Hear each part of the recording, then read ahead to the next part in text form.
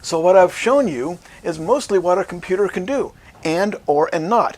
And we can put those functions together to do more sophisticated things. One other thing computers can do is it can store information. Now I could store that in switches. I can have a relay.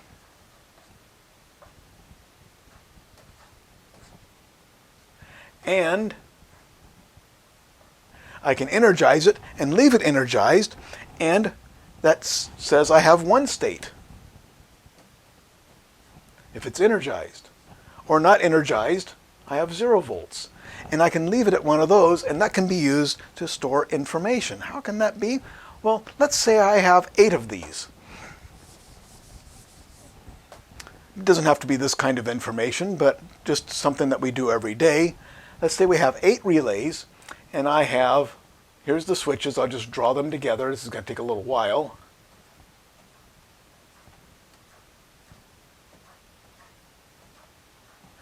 One, two, three, four, five, six, seven. One more way over here. There's all my switches.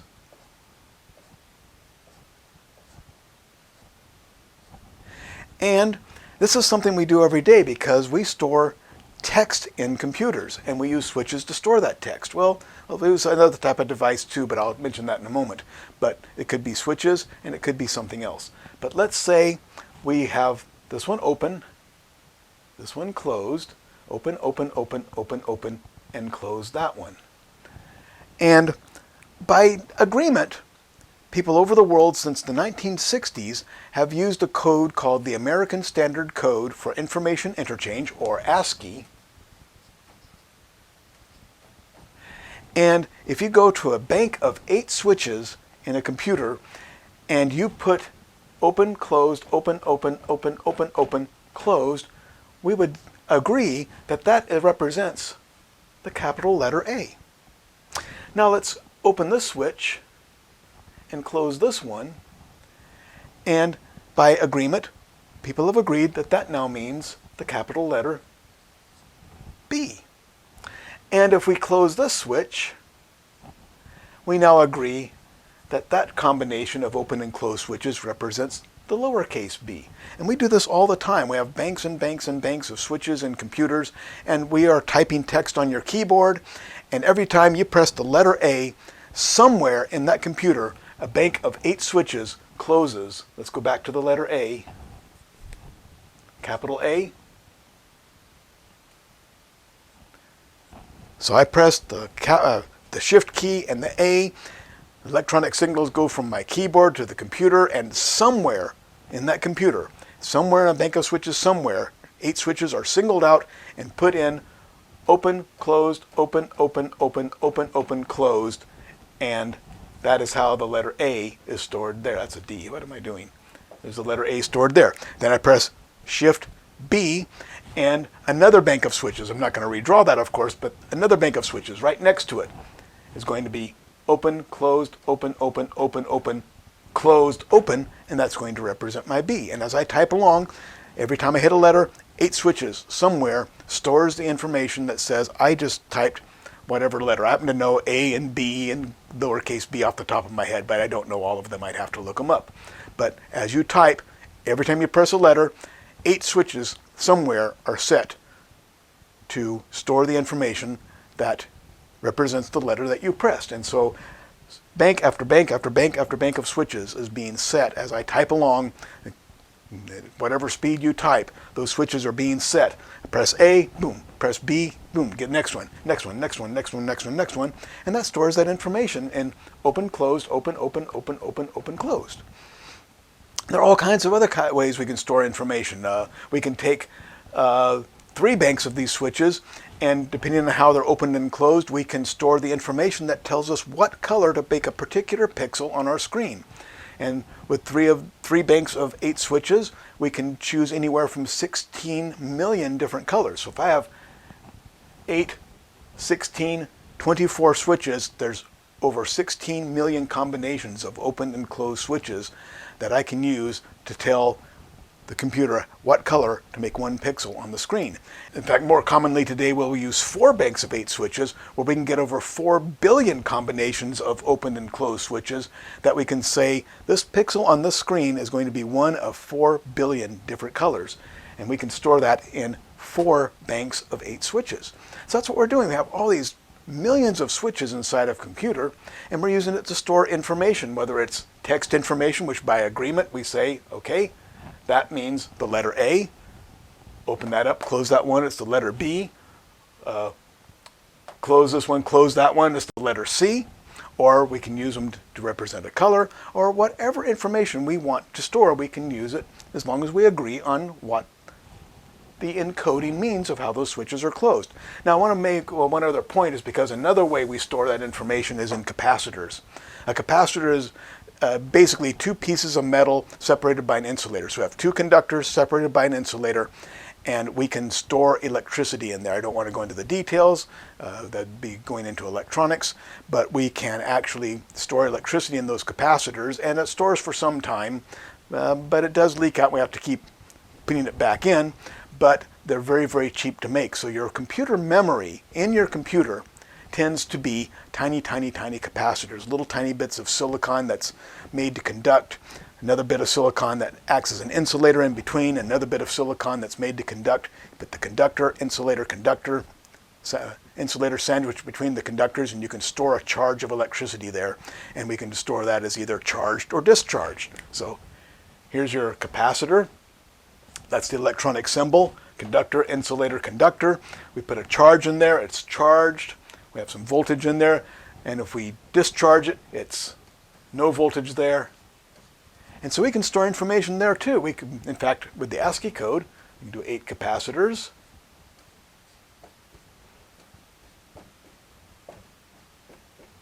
One, 2, 3, 4, 5, 6, 2 more. And we have discharged, charged, discharged, discharged, discharged, discharged, discharged, charged. There's that same code again. And we can use that to represent the letter A. So it could be open and closed switches, could be charged or discharged capacitors. Another way to store information is with magnetism. Anything that we can change and then see what that change was, see what the state of it is, we can use to store information. So a very common way to do that now is with magnetics. We used to use magnetic tape, where we would magnetize little bits of the tape, and then we could run that tape through a machine and read those bits of magnetism and say, oh, there's magnetized north-south this way, that next one's magnetized north-south that way. And so the orientation of the magnetism could represent, okay, north and south, south, north, north, north, north, north, north, 1, 2, 3, 4, 5, 6, 7, south. And so, so there's 8 little spots of magnetic material, and we magnetize them opposite ways. Look at that, north, south, north, north, north, north, north, south. Ah, there we go, there's the letter A again. So we can use that to store ASCII code, bits of magnetism. So states of switches, open or closed, capacitors charged or discharged, capacitors magnetized one way, magnetic tape magnetized one way or the other.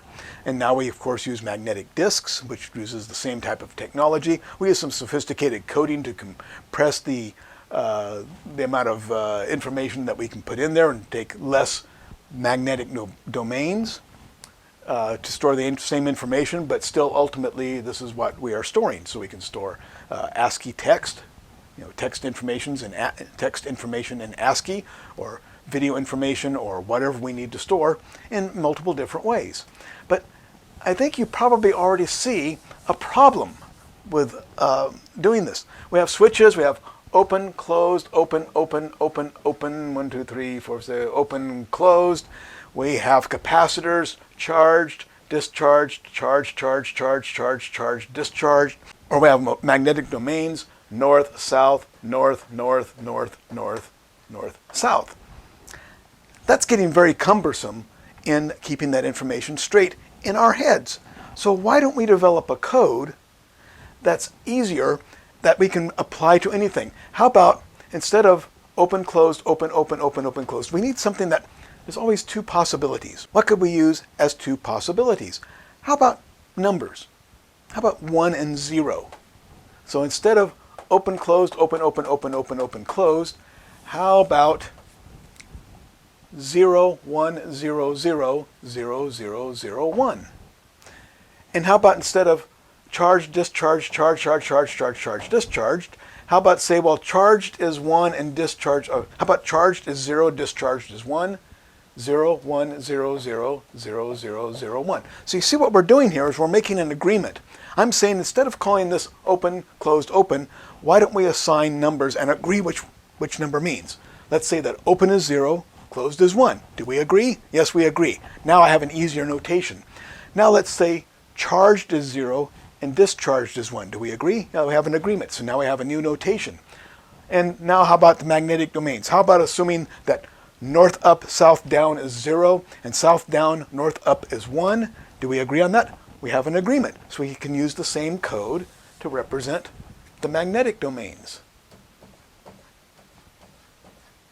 And now we have the letter A stored as ASCII code. Once again, we have an agreement. Do we agree that that means the letter A? Yes, we agree. That means we can convey information that way. So simply because we have agreed that A switches open, switch closed, 0, 1, or capacitor charged, capacitor discharged is 0, 1. We've agreed that that's what those mean. So we've agreed that 0 means open switched, 1 means closed switch. We have agreed that 0 means charged capacitor, 1 means discharged capacitor. Why didn't I do that backwards? Could have. In fact, often we do it. Often the agreement is just one person as long as the information gets to the other end in a state that's understandable to the end user. So discharged, charged, or discharged, either way will work. Let's say that's charged, discharged. Do we agree? That works, so we can use that same code there. And now the magnetic domains, north up, south up. North up is 0, south up is 1. We've agreed, and we can use that same code. And now by agreeing to use this 1 and 0 code for 3 different entities, now I have the same code, meaning the same thing. So now we have an easier way to notate that. And what we've done is we've invented a number system that we call binary, which only has 2 possibilities, 0 and 1. And by doing that, we do 2 things. One, we have an easy notation, 0 and 1. We've agreed of how to apply that across the board to different things. Or there's another way to convey information I just thought of. Sometimes it's not whether it's charged or discharged, opened or closed. It's when it happens. So we have a signal that goes, for example, in Ethernet. We have plus 12 on one wire and minus 12 volts on another wire, and we flip those to tell what the information is. And it's not the actual flip, but the timing of the flip. When does it flip tells us whether it's one piece of information or another. Okay, let's say that if it flips now, we'll call that 1, because we can agree to do that. And if it flips later, we'll call that a 0. So it's just another way to encode it. But once again, we've got 2 pieces of information. We've agreed to call one a 1 and the other one a 0. And now we have another way. Same code, different entity, but we still get the same information. And I only have to wrap my mind around this, not around the other. And I don't have to say open, closed, open, open, open, or so. It's so much simpler. So we've invented this number system that only has 2 digits, 0 and 1. Now, how useful is this number system? Well, can we count in that number system? Sure. We'll start with 0, that's none. Now we will have 1. There. Now let's add another one. That's 2. Oh, there's no such thing as 2 in binary. What do I do? Well, what happens when we're counting in decimal? 0, 1, 2, 3, 4, 5, 6, 7, 8, 9. What do we do? Well, we've run out of digits, so we'll add 1 to the next column over, and we'll 0 out this column. So that becomes 10, or a 1 and a 0. Well, in binary, we simply do the same thing. There's none, there's 1, we add 1, well, we can't, there's no such thing as 2, so we're going to have to add 1 over to the next column and 0 out this one. That looks like a 10. That's not a 10. That's a 1, 0, because 10 is in the decimal number system, But 10 is in the binary number system, so we would say 10.